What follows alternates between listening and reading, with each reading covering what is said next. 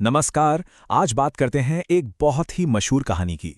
एक ऐसी कहानी जो बताती है कि जब एकता हो तो बड़े से बड़ा खतरा भी घुटने टेक देता है। ये कहानी है एक तरफ लालच की और दूसरी तरफ कमाल के टीम वर्क की। तो चलिए देखते हैं कि कैसे बंदरों के एक झुंड ने एक बहुत ही भूखे मगरमच्छ को अपनी सूझबूझ से हरा दिया। कहानी की शुरुआत ही एक बहुत ही गहरे सवाल से होती है, जो असल में इसका पूरा सार है। सवाल यह है कि अकेले रहकर किसी का शिकार बन जाना है या फिर साथ मिलके एक नया रास्ता ही बना लेना है। सोचिए जरा, यही सवाल है जो इस पूरी कहानी की बुनियाद है। तो चलिए कहानी का मंजर देखते हैं। एक तरफ है हमारे किरदार बंदरों का एक बुरा झुंड।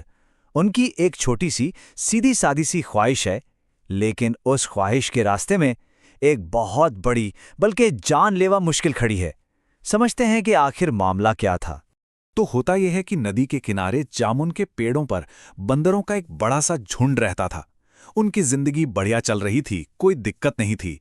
लेकिन फिर अचानक नदी के उस पार फलों का एक नया रसीला सा बगीचा नजर आने लगता है।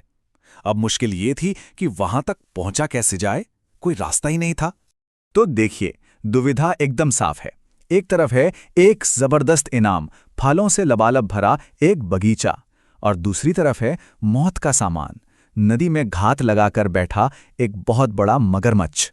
और ये कोई ऐसा वैसा मगरमच्छ नहीं था, नहीं, वो एक माहिर शिकारी था। इतना शातिर कि पानी में उतरने वाले किसी भी बंदर को पलक झपकते ही अपना शिकार बना लेता था। मतलब खतरा सिर्फ था नहीं, बहुत ही असली और बहुत गंभीर था।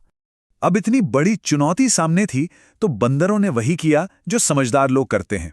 उन्होंने एक सभा बुलाई, एक मीटिंग की, सोचा कि चलो मिलकर इस मुश्किल का कोई हल निकालते हैं।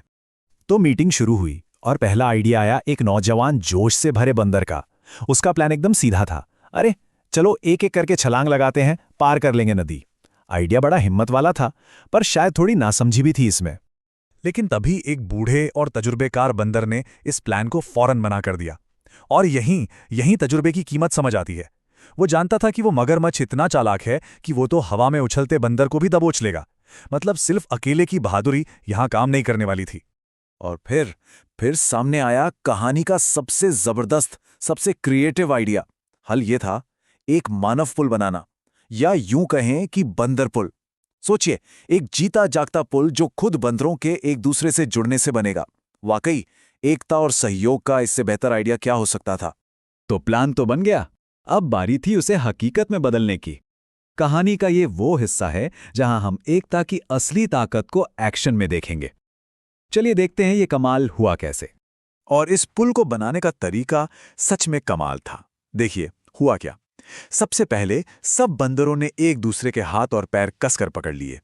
फिर जो सबसे ताकतवर बंदर था उसने किनारे पर एक पेड़ की डाली को मजबूती से पकड़ा।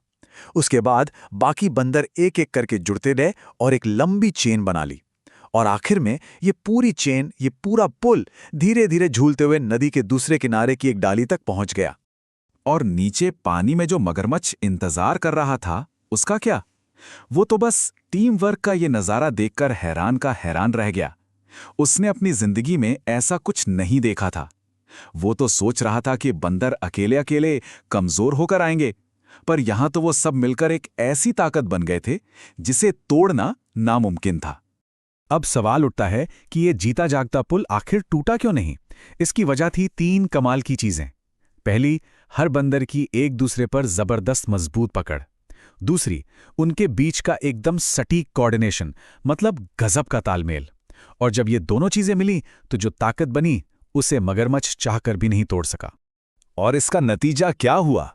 नतीजा ये हुआ कि पूरा का पूरा झुंड, एक एक बंदर सुरक्षित नदी के उस पार पहुंच गया। उन्होंने सिर्फ एक मुश्किल को पार नहीं किया, बल्कि उसे एक साथ मिलकर बिना किसी को खोए पार किया।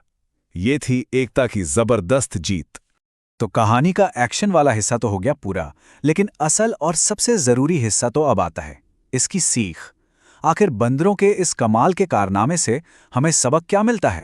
सरदार बंदर की कही एक बात इस पूरी कहानी का निचोड़ है। उसने कहा, अकेले हम सिर्फ शिकार हैं, लेकिन साथ मिलकर हम एक रास्ता हैं। कितनी गहरी बातें हैं ना?